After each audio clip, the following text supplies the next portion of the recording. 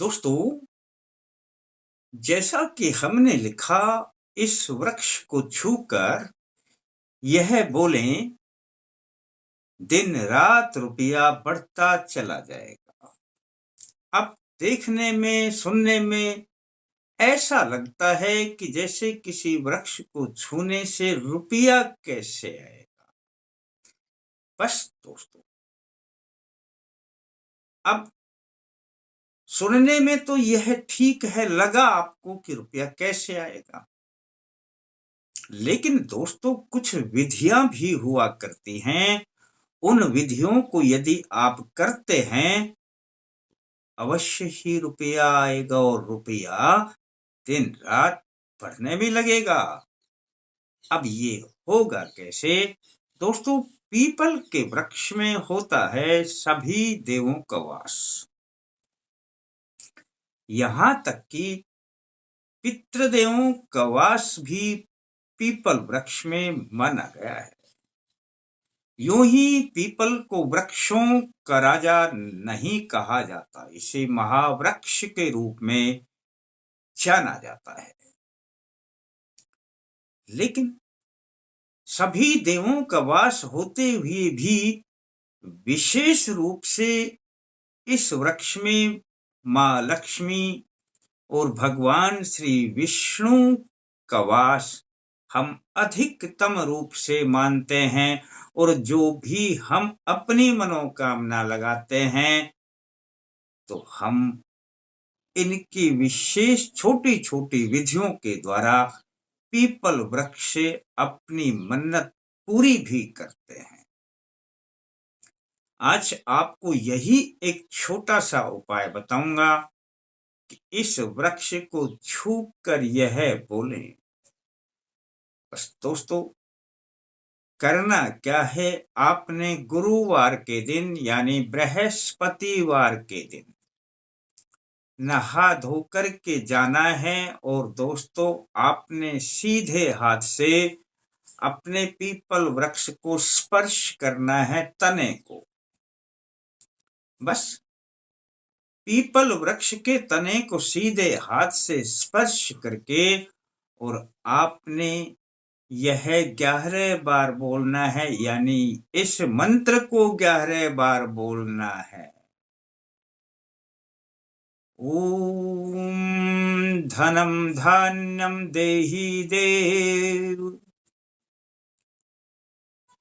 श्री वृक्ष राजाय नमो नमः। फिर से एक बार सुन लें। ओम धनम धान्यम देहि देव श्री वृक्ष राजाय नमो नमः।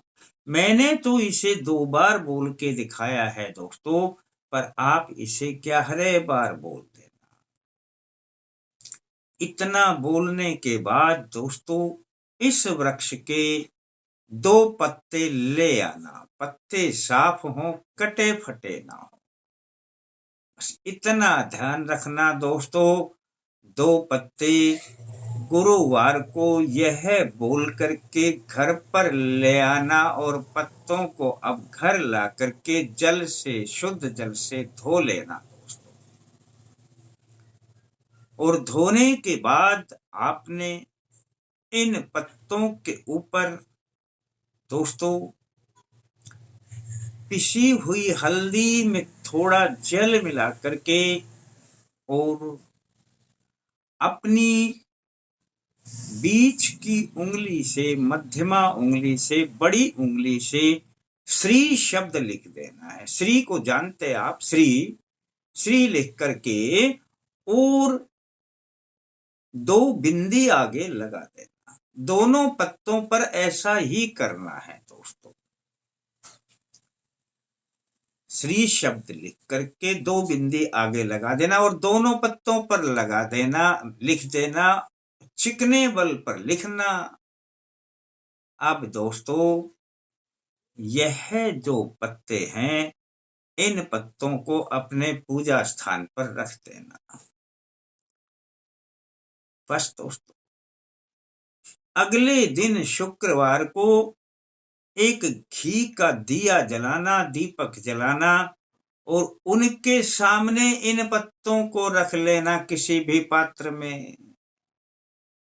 और दोस्तों, अब आपने ओम श्री लक्ष्मी नारायणाभ्याम नमः इन मंत्रों की एक माला करनी है।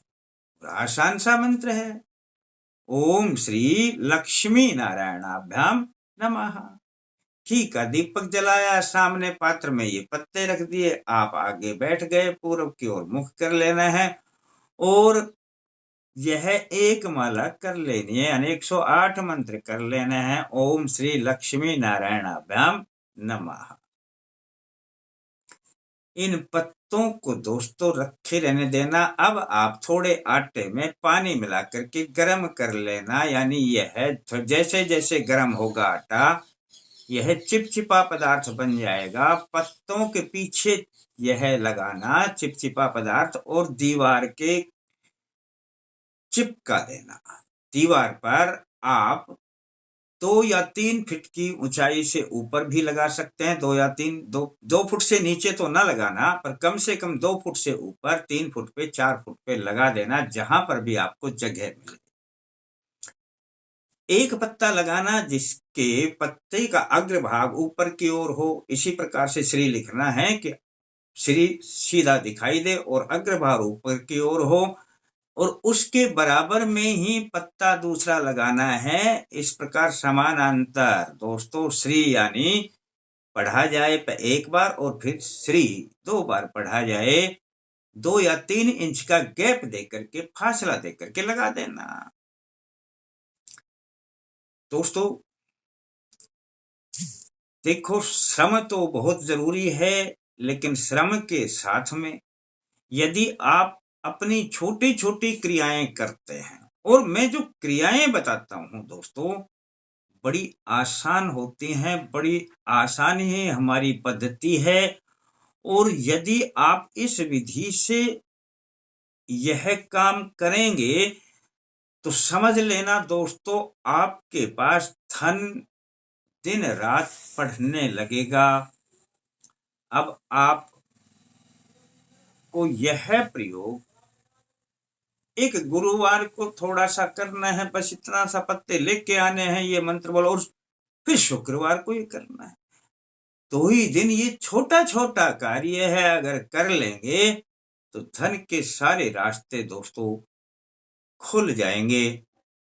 बार बार में आपको और जो उपाय करते हैं, जो अच्छा लगता है, तो मैं किसी उपाय को छोटा या बड़ा नहीं बताता हूं, लेकिन दोस्तों यह उपाय सटीक है, करेंगे तो बहुत अच्छा फल आएगा, रिजल्ट आएगा। और अच्छा लगता है तो किसी को दोस्तों बता देना, और थोड़ा अच्छा लगे तो लाइक करने के बारे में सोच लेना। फिर मिलते हैं दोस्तों नए अंक के साथ, तब तक के लिए जय माता दी।